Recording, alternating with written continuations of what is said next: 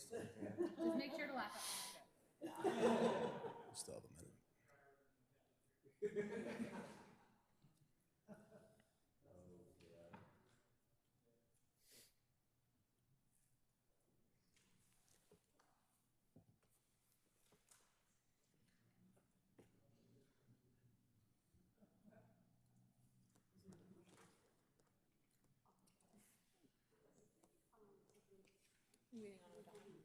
John's just waiting to see if we've heard from him. It looks like he may not make it. Or is that him right there? He just texted me, we have a meeting? Thank you, Councilman.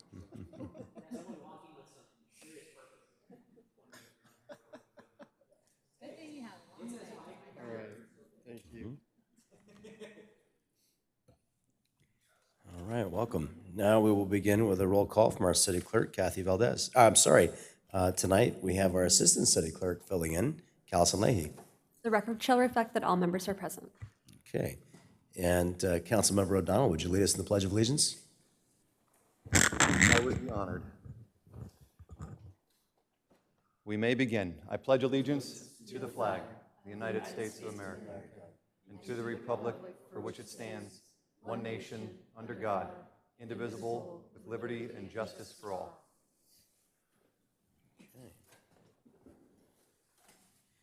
And our assistant city clerk has some procedural items to cover tonight.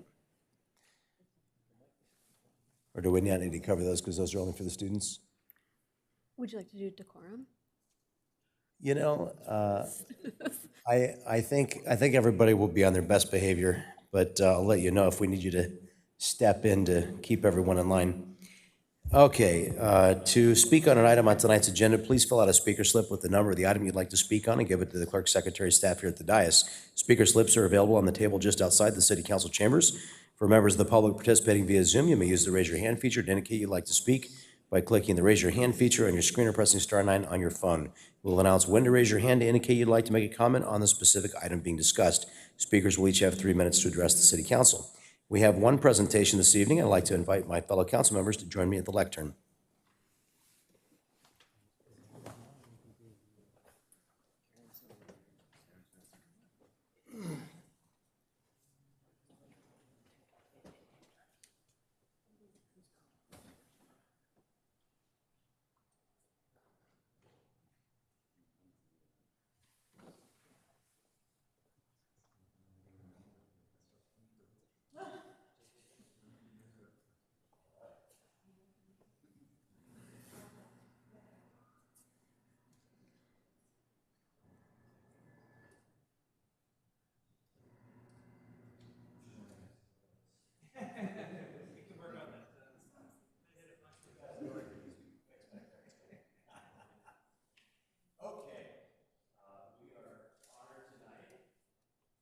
Present a letter of appreciation to Richard and Richard Construction in recognition of their exceptional work on our new sheriff's storefront office. And we are very pleased this evening to have the president of R&R, David Rex, with us. Mr. Rex, would you come up and accept this? Glad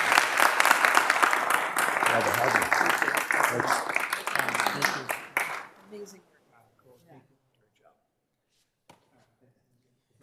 And would you do me a favor and Yes, show sir. this off for us? Absolutely. Fantastic. Yeah. Okay. Wow. That's great.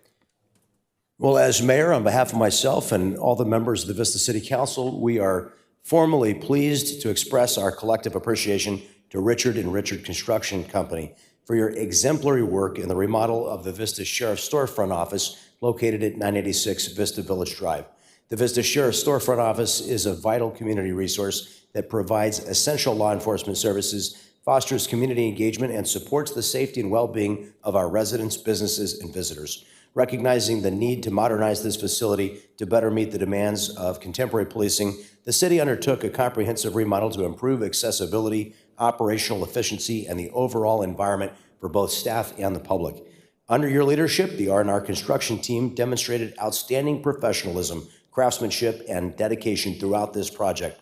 Your efforts resulted in a state-of-the-art substation that embodies the city's commitment to public safety and service excellence. The quality of work completed is a testament to the strong partnership between the city, our public safety officials, and private industry here in Vista. We extend our sincerest gratitude to you and your entire team for your dedication and commitment to delivering a facility that will serve Vista and our community effectively for many years to come. So we hope that you will accept this letter of our formal expression of appreciation and recognition on behalf of the entire city for your invaluable contributions to this important public safety initiative. And I just want to say, because we didn't include it in the letter, R&R has done a lot of great work for the city of Vista, is a local company and good friends of our community, and we're really proud to be able to honor you tonight. Thank you. Good work. Thanks so much. Would you take- Yes, please. Yeah. Absolutely. Here, I'll hold this while Yeah. you speak. Rick Woolsey lives in Vista and has been a big part of Vista.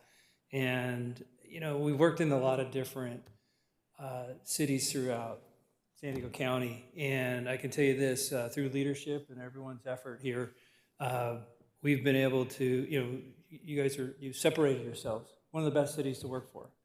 Yeah, how you run your business, how you conduct yourselves, the inspectors.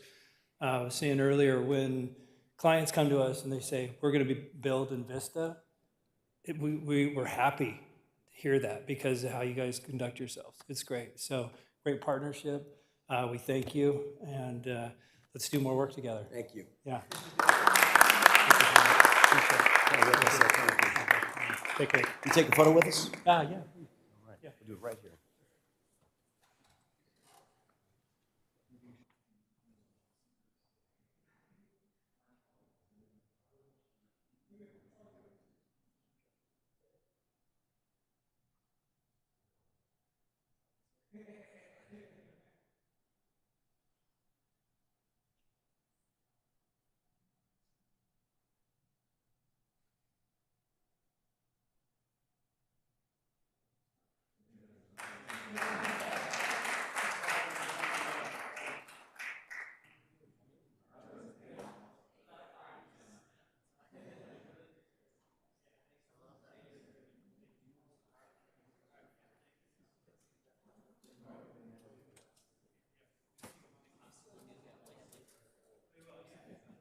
Thank you, Dave.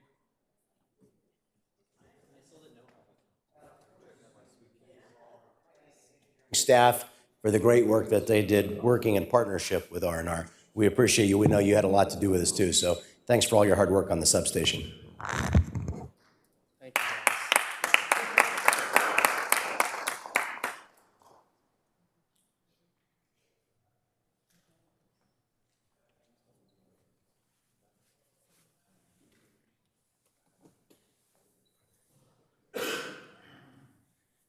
Our city manager has promised to find us some more of those beautiful frames to present some more of our proclamation in because they look so nice. Very good. Love that. Okay, we have one item this evening, but first we'll seek oral communications. If there are any members of the public that would like to speak on agency-related matters that are not on the agenda tonight, they may indicate so now by using the request to speak card during this section of the agenda. Does anyone like to say anything tonight? We do? Oh, okay, very good. We'll get to you. All right, seeing no speakers under oral communications, we'll close the opportunity for oral communications. We'll move on to our one discussion item for this evening, our capital improvement program, capital project overview. If there are any members of the public that wish to speak on this item, they may indicate so by using the raise their hand feature by pressing *9 or submitting a request to speak card. Speakers will be called upon immediately after the presentation. Our finance director, Mike Sylvia, will introduce this item for us.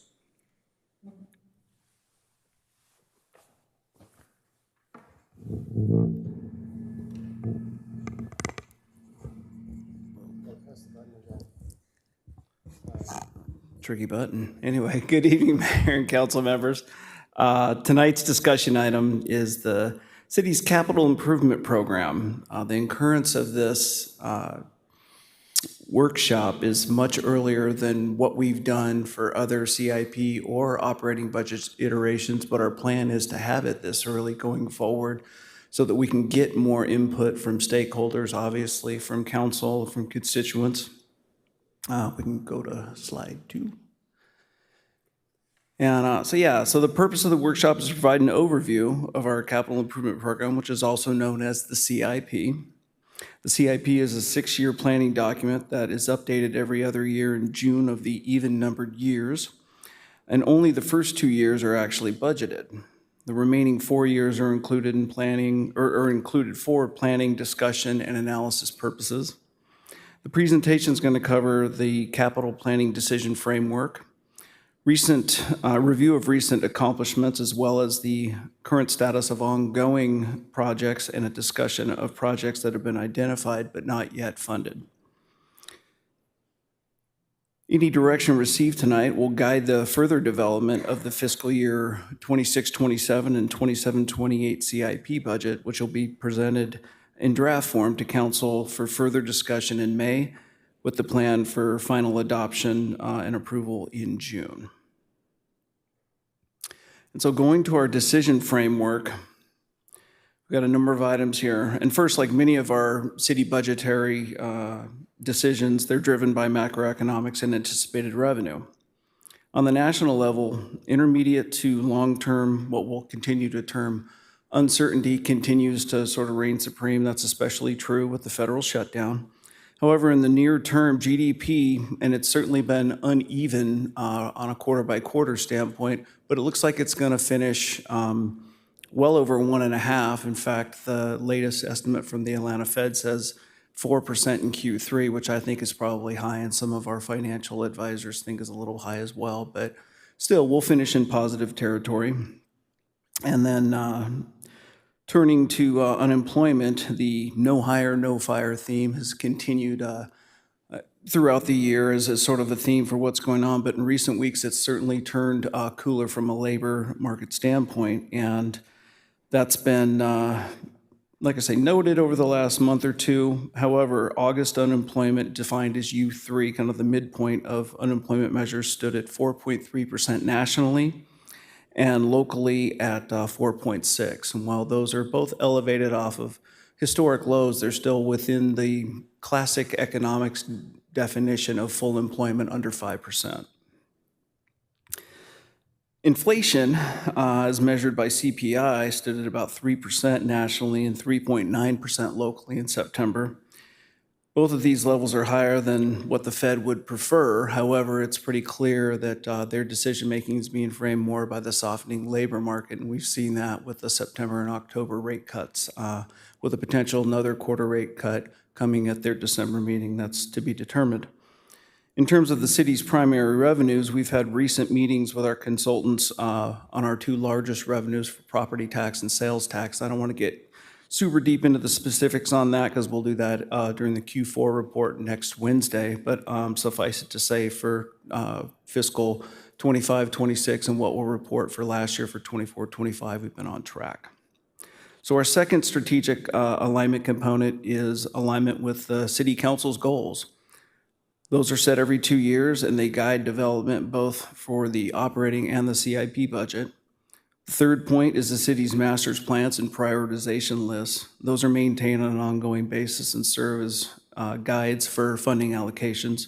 They include the master plan for parks, and that's going to be coming to council very soon, as well as sidewalks, traffic signals, the traffic safety, pavement, and sewer. And lastly, certainly there's a number of sources that contribute to the CIP budget. Some of them do have restrictions, whether they're legal or regulatory. Others have matching requirements. And to get into the specifics of that, we'll get into that in the next slide. And I'm going to hand the presentation off to Sarah Taylor, our finance manager, who oversees our CIP budget function. And she'll be joined later on in the presentation by Sam Hassanen, our traffic engineering manager. And we also have Greg Mayer here, our engineering director, to provide additional information as needed as the discussion ensues. Thank you. Thank you, Mike, and good evening, Mayor, Deputy Mayor, and City Council. Much of our funding for our capital projects comes from restricted, non-general fund sources, meaning these funds can only be used for specific types of projects. For example, gas tax revenues can only be used for street maintenance and transportation-related improvements. Similarly, most of other capital funding sources are limited in how they can be spent. This slide shows the breakdown of funding for the current fiscal year 2025-26 CIP budget. And while the mix can vary from year to year, depending on project timing, charges for services, which is primarily sewer fees, typically represent the largest share. And again, sewer fees can only be used for like sewer maintenance or sewer infrastructure projects. General fund contributions are elevated right now due to year-end surpluses in the operating budget, as well as the use of Proposition L reserves, primarily for Fire Station 3 project, as well as a couple other fire station projects. We also receive development impact fees, which can only be used for new or expanded facilities needed to serve growth.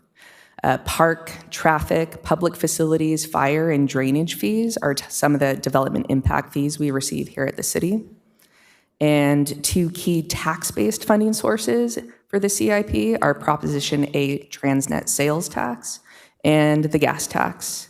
And both of these are restricted for street and road improvement projects, and they're our primary funding source for our annual slurry seal and overlay programs that maintain the city's pavement condition. Grants can make up a significant portion of our capital budget. Recent examples include ARPA funds, which allowed for major investments in city infrastructure, including improvements to the storm drain system. Several state and federal grants have also supported projects like Townsite Complete Streets, Paula Vista Park, and the solar panels project here at the Civic Center.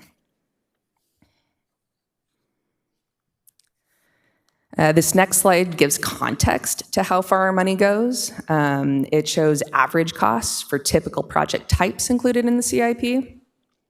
Most of these averages are shown as either cost per item or linear feet. So 1,000 linear feet of sidewalk, for example, would cost approximately $1 million.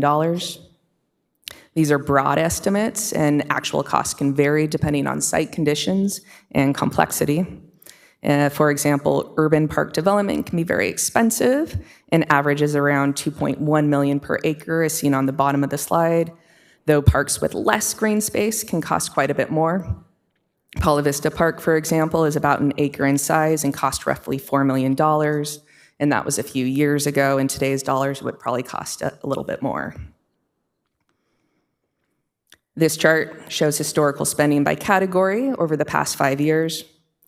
The CIP is organized into 8 program areas: parks and recreation, public facilities, housing, streets, traffic signal, drainage, Vista Sewer, and Buena Sanitation Sewer. And tonight we're focusing on the 6 non-sewer categories. As shown here, spending can fluctuate year to year, and this can be based on funding availability as well as project timing and community needs. You'll notice the light green bars representing drainage are small in the early years and increase significantly in fiscal year 24 and then even more in fiscal year 25. And this is primarily due to availability of funding for storm drain improvements through the ARPA grant. The orange bars representing public facilities represent project needs such as the Public Works Building reconstruction in fiscal year 22 and the Fire Station 3 rebuild in fiscal year 25. And overall, you'll see a notable uptick in total spending in fiscal year 25, and this is largely due to the infusion of grant funds, which we'll see more clearly on the next slide. So here we see the same 5-year period, but organized by funding source. In fiscal year 25, grants, shown in light green, account for more than half of total capital spending, about $11.5 million of which came from ARPA, and a little over $6 million from state grant allocations. Spending supported by tax revenues, shown in light blue, has remained relatively stable over time, reflecting the stable revenue source, as well as our ongoing use of gas tax and Transnet funds for our street maintenance and rehabilitation programs.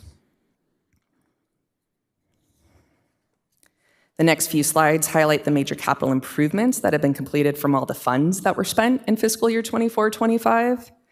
A number of park projects as well as public facility projects, including Weave Park, which was partially grant funded, was completed this last year. The installation of solar panels at the Civic Center was also completed and entirely grant funded. And the panels are anticipated to generate about 50% of electricity for the Civic Center. More than $13 million was invested in street improvements during fiscal year 24-25, and major accomplishments included the completion of Townsite Complete Streets project, which was primarily grant funded, along with 70 lane miles of slurry seal, 8.5 lane miles of street rehabilitation, 46 new speed humps, and new sidewalk installation at Nevada Lemon and along Vista Village Drive. Significant drainage improvements were also completed using ARPA funding. Montemar Drain Channel improved stormwater flow, and you can see some before and after pictures on the slide. Monte Vista and South Santa Fe Detention Basin, there were capacity enhancing improvements that were completed, and continued work on the city storm drain replacement project, which is anticipated to be completed later this year. This slide shows a snapshot of the current fiscal year 25-26 capital project budget by category. Unlike the operating budget, which resets annually, the CIP budget operates on a multi-year basis. Funding is carried forward until projects are completed or formally closed. So the revised budget is currently $113.2 million, and this includes $27.2 million in new appropriations that were adopted in July, $81.7 million in funding carried forward from prior years, and $4.3 million in additional appropriations already adopted this fiscal year. This funding supports approximately 60 projects that are currently programmed and in various phases in the development process. There are numerous park projects in progress, and most of them are in the design phase. Luz Duran Park Bathroom is entering the construction phase and will be coming to council soon for approval. In public facilities, construction of Fire Station 3 is well underway. Current progress is shown on the slide, the bottom picture right there. Additional fire projects funded through the Prop L reserves is the fire station exhaust extraction system, as well as the fire station alerting system, and those are at the other 5 fire stations. The downtown parking at 119 Michigan Avenue is in construction and anticipated to be completed early next year. The electric vehicle charging station project is also under construction and is funded through a mix of ARPA funds, state grants, and some rebates that we're receiving and applying for. We have many street projects currently underway. Our ongoing project, the street rehabilitation and slurry seals project, is guided by our pavement management system to prioritize areas most in need. We're also progressing on sidewalk and speed hump installations, along with multiple pedestrian safety improvement projects, and the project at West Vista Way and Cedar Road is nearing completion. It's in the final stages right now. We also have street lights that are in the construction phase and anticipated to be completed early next year.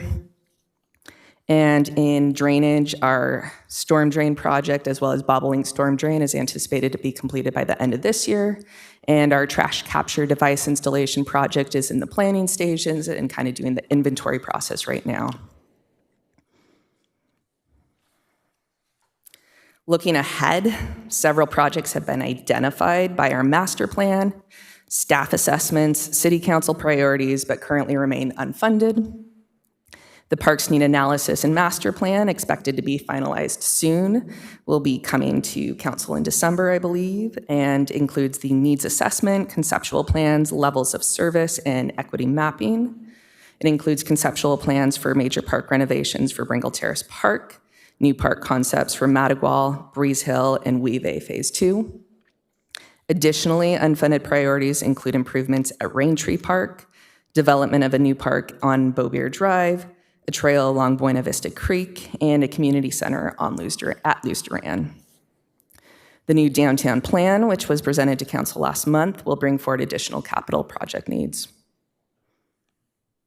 And there are also several street projects that have been identified but unfunded, and Sam will go through these projects in more detail.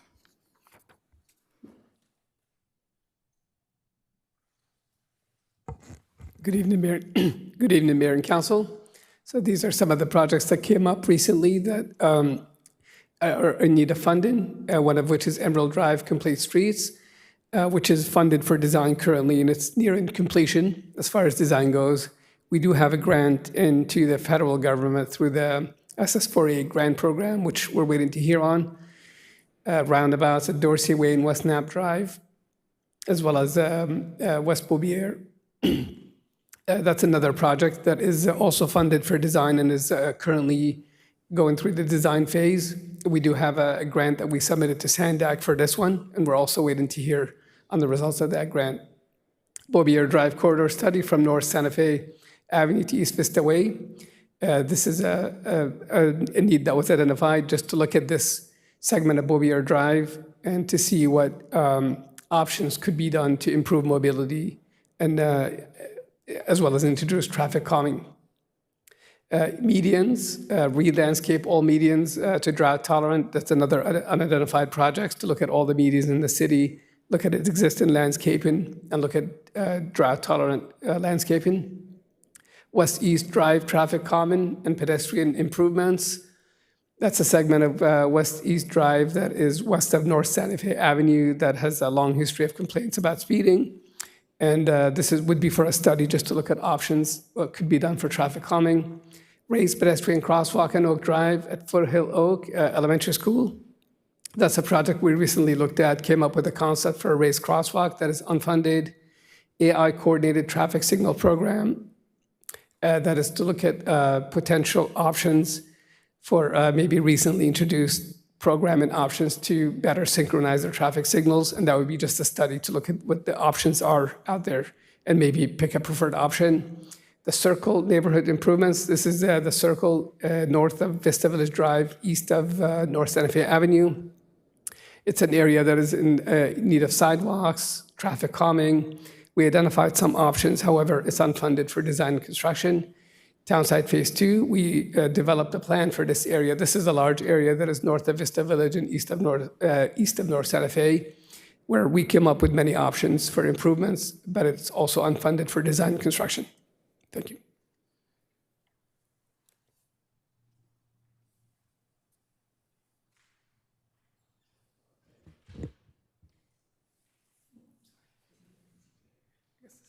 I have the next slide too. So these are also projects that are identified in our bigger plans that we've developed over the years.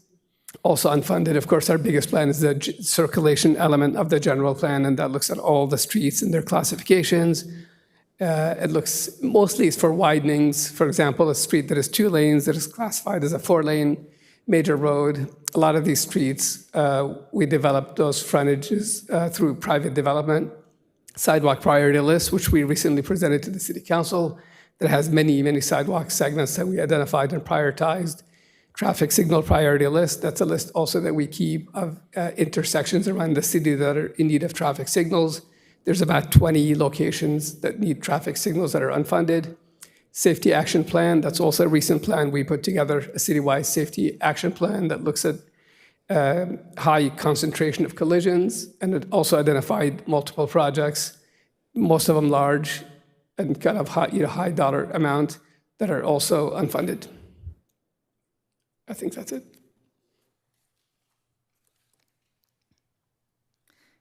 And to get into our funding a little bit more, this slide goes through some of our available funding, and development impact fees are a significant local revenue source for new capital investment, and these are one-time fees paid by developers to help offset the cost of new infrastructure.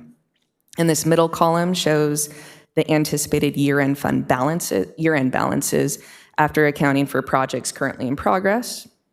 The right column shows conservative annual revenue estimates, and these can fluctuate significantly based on development activity. Our Park Development Impact Fee Fund remains the largest balance, but as noted earlier, urban parks are very expensive to construct and can be expensive to maintain as well. In addition to local revenues, grants are significant sources of funding for the CIP's capital program, as mentioned earlier, and staff does routinely monitor grant portals and relevant listservs and actively apply for grant opportunities. And Vista has been pretty successful recently in securing a variety of state and federal grants, but we're never going to see opportunities like ARPA probably in the near or ever future. And even with that, there's uncertainty on availability of federal grant funding in the near future as well. So the possibility of grants becoming more limited and competitive is something that we're aware of. So to close, any direction received tonight, as mentioned earlier, will guide the development of the 2-year CIP budget and the 6-year capital improvement plan. And this process will take place primarily from January to April, where we'll do departmental review of project costs and scope, funding analysis and match requirements, updating the CIP worksheets and backup materials. The draft CIP budget will return to council for discussion in May and again in June for final adoption. And this concludes the presentation, and staff is available for any questions. Thank you very much. Now we'll hear from our public commenters. We have one, Sid Rothenberg. Greg, would you please help with the rostrum there? Reduce the height of it. There's a toggle switch. Press it down, and when you're ready to stop it moving, press it again. Yeah, hit it again. There you go. That's good. Thank you. Good evening, Mr. Mayor, fellow council members, and city manager. I speak as a private citizen tonight. Tonight, you are reviewing and considering reallocations of mid-fiscal year budgeting. The items immediately important to me are the ADA improvements in Brengle Terrace, a shade cover for the Park Terrace building's south-facing patio with current budgeted amount of $105,000, which I believe to be inadequate, a motion sensor automatic door on the north side of the Park Terrace building. And if you are to install patio shade covers, you would need to have a second door that would access that area. That's a motion sensor. And the senior aggregate meal program, which now exceeds the county monthly budgeted allotment, the city has suggested a budgeted amount of $60,000 to cover the rest of the year. I have had some discussion with the city manager with some beginning resolutions to 3 of those items.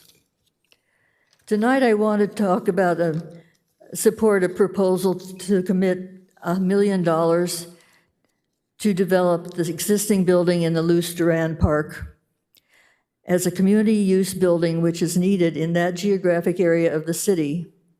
I would also like to propose that the building be designated as a senior and community building, and as such might serve in part as a satellite building to the senior center to develop meaningful programs for the surrounding Spanish-speaking community. I see this as an aspect of a newly created Senior and Community Services Division in the city government, either under the Rec and Community Services Department or the City Manager's Office.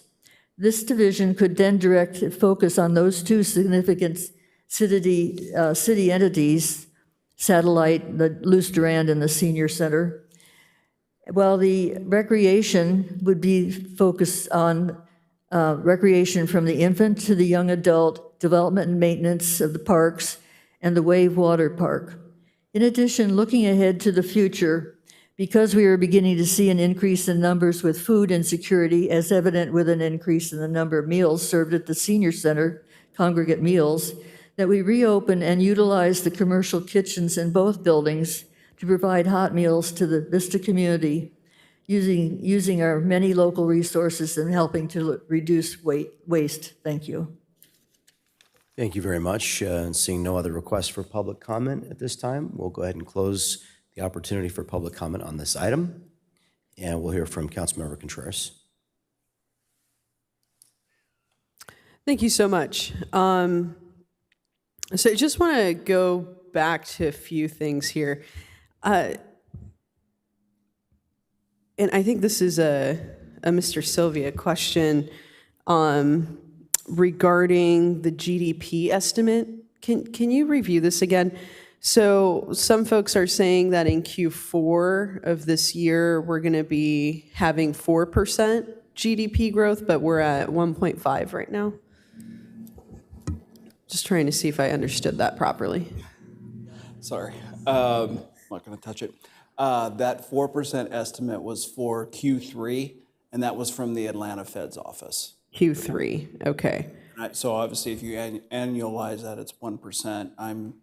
When you look at, I think it was either minus 0.5 or 0.6 in the first quarter, and that was basically an imbalance of trade before the large-scale tariffs went into effect in April. Many manufacturers were pulling forward internationally sourced raw materials, which created a larger than normal trade imbalance, thus creating a negative quarterly GDP.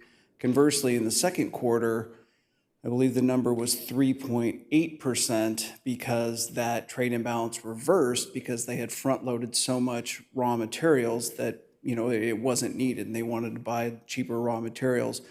So those two aspects were sort of anticipated for those who watch the markets, but I was surprised to see that 4% figure for Q3 from the Atlanta Fed, because when I speak to our financial advisors, they're more in the camp of high ones, maybe low twos. But it remains to be seen, obviously, with the shutdown, because we don't have good data right now. Yeah. I mean, that's wildly different. Very different. I mean, those are two completely different scenarios. Absolutely. And so are we planning on the lower end of the GDP growth then, if that's what our financial advisors are telling us? Yeah, we're being quite conservative with it. Yeah, I would recommend that we continue to be more conservative on this. It's really the right approach. It's a little silly to think 4%. I don't know, just looking at where we're at. And then you said that nationally, the unemployment, we're looking at 4.3, and locally, we're at 4.6. Were we lower than the national average just a little bit ago locally? If we were, it was probably coming right out of, when hiring resumed full scale after the pandemic, but I want to think we were always a couple ticks above the national average. I could be wrong. I'd have to research that. Okay. Yeah, just kind of curious to see locally the unemployment, back a few years, just to understand what's going on, the full picture, and, looking at the standard of 5% being full employment. This is like one of those data points that sometimes doesn't mean as much as we want it to mean, because full employment still is not enough for people to survive. So we have an extreme affordability crisis. So I'm curious to always dig into that locally to see what some of those factors are, especially because we have such a large service sector here locally in our economy, right? And just in the San Diego region in general, some of the tourism. And so I'm really concerned that with less purchasing power, we're going to see a lot less commerce and a lot less tourism. And I'm not sure how that affects the unemployment number, but I'm just curious and want to put that towards the professionals here to kind of investigate minorly for me and let me know what that looks like. Yeah, I think that's reflective in the elevated CPI factor, that there is a significant divergence locally versus nationally. Okay. It's elevated, but it's, council had requested staff to do that review after the current MOUs were adopted, and I'm happy to report that in July, our benchmark time when we check, it was 4%, which was exactly what the fiscal 25-26 COLAs were across all employment groups. Fantastic. We always want to hear that. Well, thank you so much. I think the other questions are going to be for some other folks here.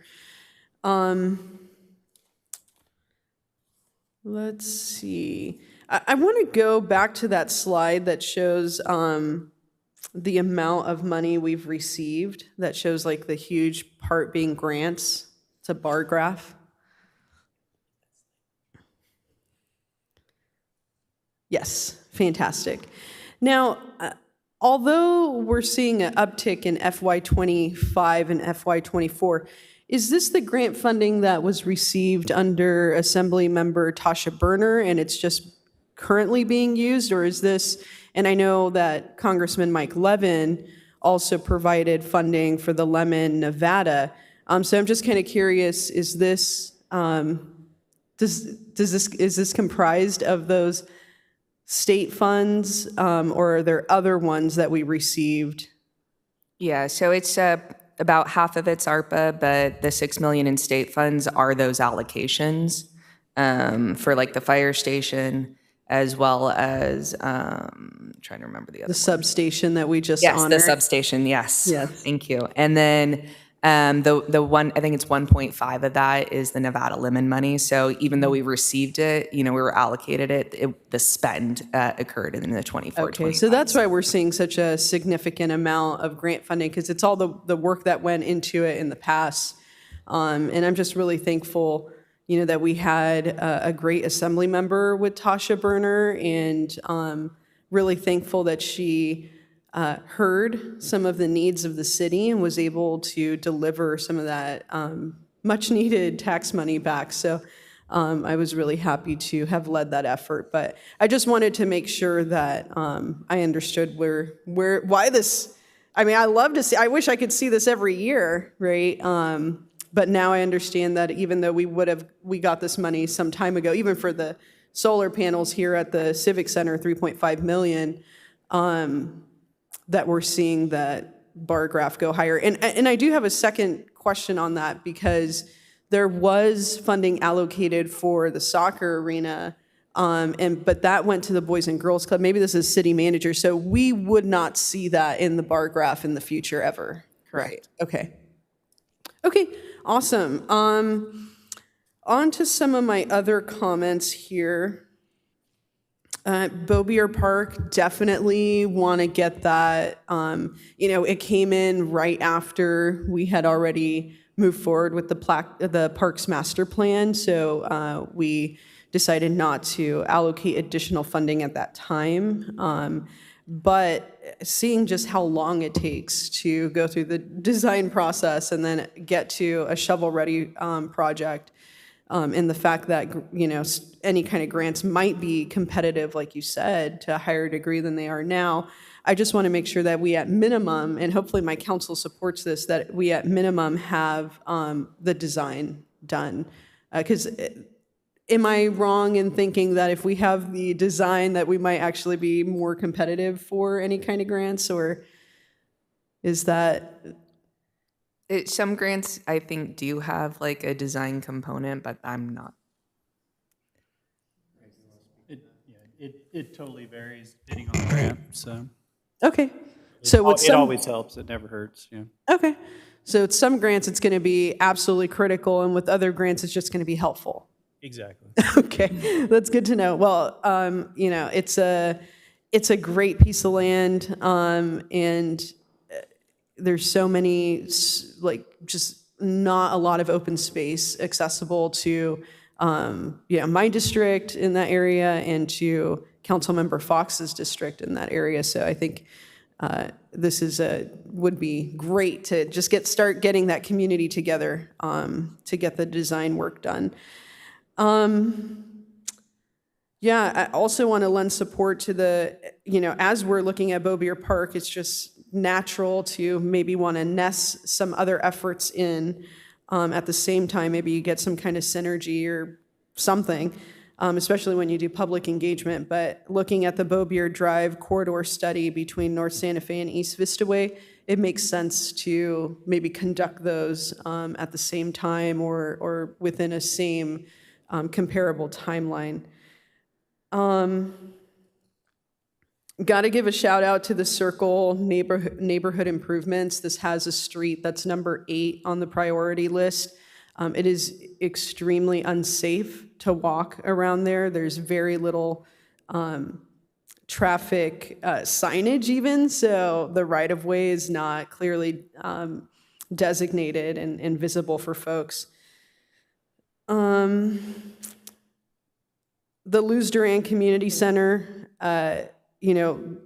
in the grant that we received from Assemblymember Tasha Berner, that, now we see the new substation across from what used to be Chin's, most of the funding for that project went to the substation. And I think if we're going to follow through on the promise of Luz Duran having a community center, we absolutely need to prioritize designing that and having engagement with the community.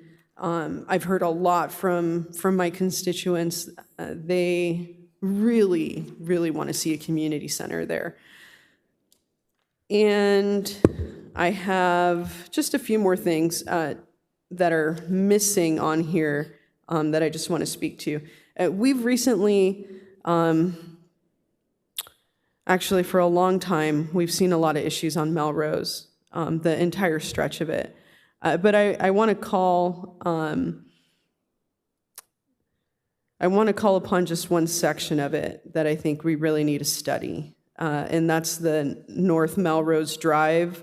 I would call this North Melrose Drive corridor study from Vista Way to Oceanside Boulevard / Beaubier Drive. We've had some improvements there, but it is very difficult for folks to cross from one side of the neighborhood to the other, either by walking or by driving or by using a bicycle. And so we've seen an extreme number over the last 5 years of serious injuries and fatalities, and it's just unacceptable. So I would love to have support from the council to conduct a corridor study for safety there. We did a fantastic project that started from East Drive roundabout on the North Drive section, and this is off of West Los Angeles, to connect to the Inland Rail Trail, and it's really incredible. There is an important connection that is wildly unsafe, and that's the West-East Drive. So I'm talking about the section between North Santa Fe, where Salsa Market is, that dumps out into North. So I think taking a look at traffic calming and connection consistency with North Drive and the Inland Rail Trail, that would be fantastic if we could do a study on that. And lastly, there's a safe routes to school issue on the backside of Vista High School, or I should say, what is used as going around North Santa Fe. There's this back end to the Vista Adult School. And a lot of kids walk through Cananea, but Cananea is not very safe. We're doing some improvements on East Indian Rock, which is great, but Cananea goes right into North Santa Fe. And so I've had a lot of folks come up to me and tell me they're looking for safe routes to school there. Some of these things have been addressed in the town site phase 2, so we already have some design, but I do think that it would be great to allocate some funding to create kind of like a holistic picture on these different areas that I've talked about right now. So that's all from me. But I really appreciate this, and I do appreciate that we're moving up this conversation. I know it's a lot of work. It's a ton of work to do the 2-year budget. It's a ton of work to give us these updates, and I really appreciate how incredibly dedicated staff is to our community, so thank you. Councilmember O'Donnell. You took like 5 of my questions. Sam, real quick, I'm sure we've discussed this before, but the cost of one speed hump is $12,000 accurate? Because when we first started this program, it was between $5,000 and $7,000, and now it's pretty much doubled per speed hump. Yes, and it varies based on the street width. Like the really narrow streets like Sunset Drive, it might be around 5,000 to 7,000. Normal street widths, it's about 10,000 to 12,000, yes. Okay. For the construction of the new traffic lights, when is that anticipated to be completed? That, I know the answer, I just want the public to know the answer because I keep getting asked about the one on Dawson and Melrose. And so I'd like to give them an update that I know is accurate and give them a secure time frame. I think Matt might know the answer better than me.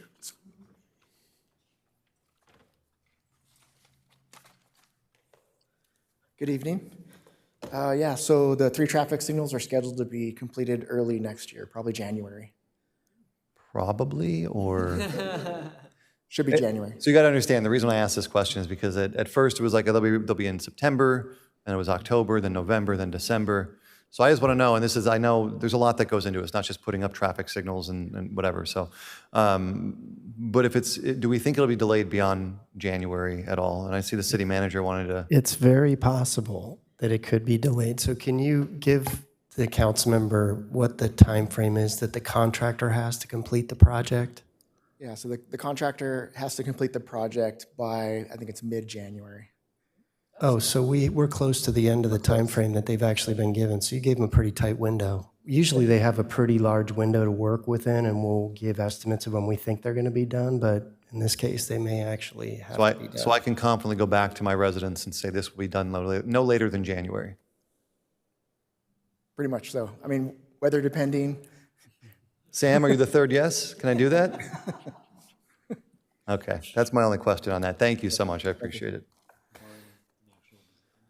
I do just want to second something Councilmember Contreras said, because my question was, are we doing anything to ensure that we are more competitive, and does that mean spending more upfront to have shovel-ready projects? So if there are projects that are grant funding that's identified that we know will be more competitive if we have shovel-ready projects, I would like to prioritize those, just so we can try and secure, because I know we don't know, to the point that was made, we don't know what's going to happen with federal funding in the near future. We don't know what's going to happen with state funding in the near future. And so if we can identify those grant projects that we may be more competitive towards and get the maximum funding early on, I would be supportive of that. So appreciate you bringing that up as well. Transnet sales tax. How is the year over year on that looking? Are we down? Are we up relative to last year? So Transnet sales tax largely follows our same sales tax, right? So it's just 0.5% of normal sales and use. So fairly flat this last year. Sandag about a year ago when we were doing our mid-cycle update had revised their estimates to be down, similar to how we had revised ours as well, but estimated to be purely flat. Even with our sales tax, 25-26 is estimated to be fairly flat, with a potential in 26-27 starting to see some recovery. Okay, and then the only other question I had was relative to construction of new builds, whether it's business, commercial, or homes. Do we anticipate there's going to be a drop in lieu fees and similar fees that we're receiving right now moving forward? With inflation, with the cost of construction, all these things. I just spoke with a developer the other day, and they had told me that a project that they've been trying to work on for a few years is probably never going to get off the ground because of the cost of inflation and all the new materials that they would need to get. So do we have any concerns over that?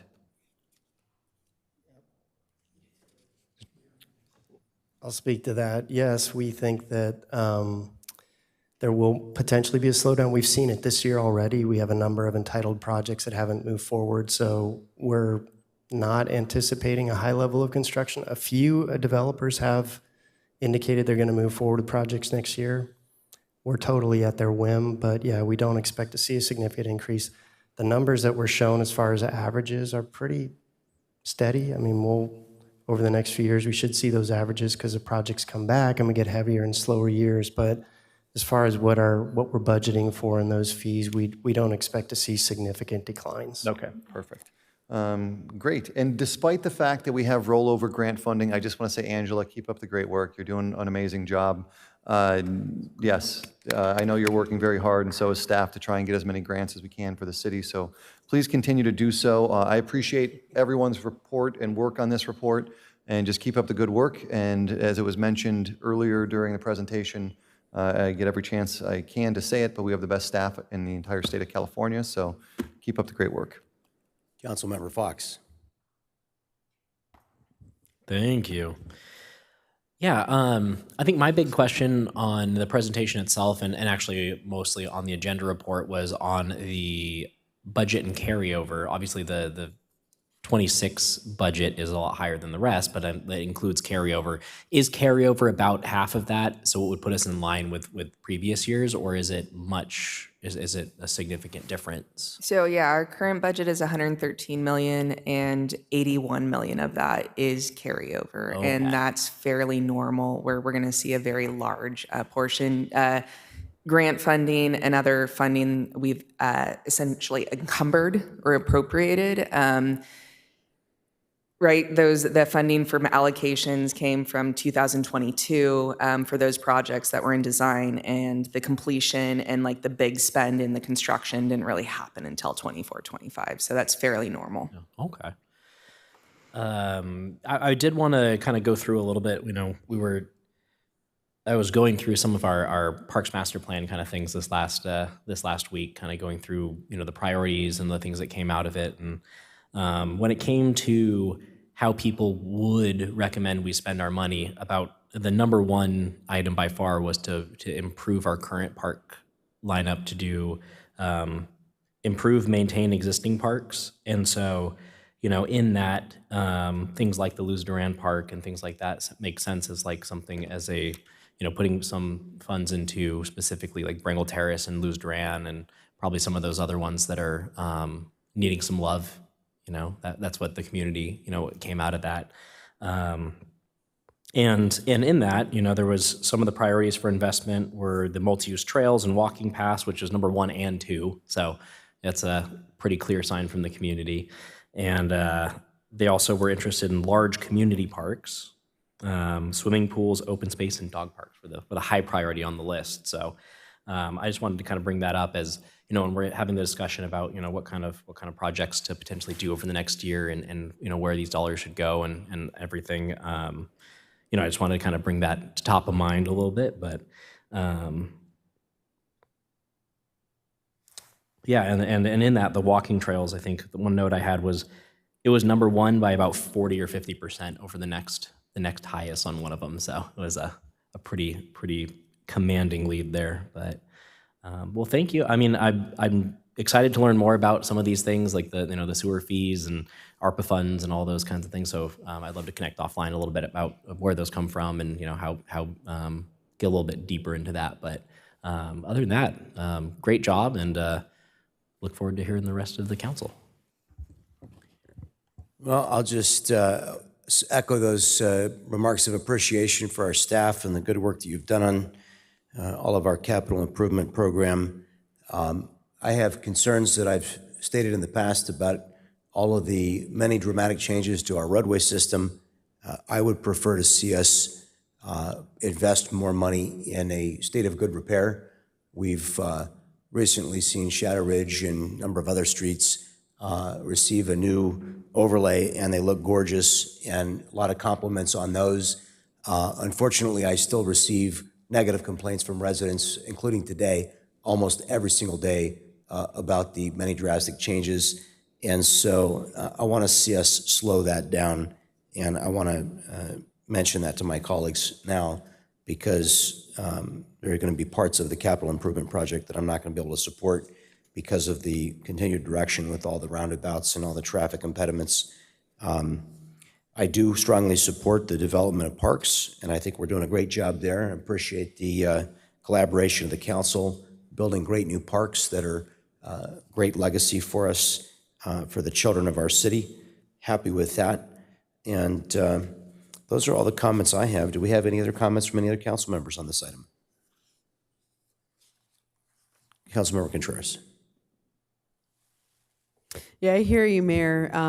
I get emails like that, and I also get a lot of emails from folks that are concerned that they're not able to cross the street to go to the park. So just want to put that in the record that I receive a lot of communication from folks that want to see us continue to make it safer for everybody to get to the park when they want. Very good. Seeing no other requests for comments, thank you all for the great presentation. Have a great night, everyone. We are adjourned.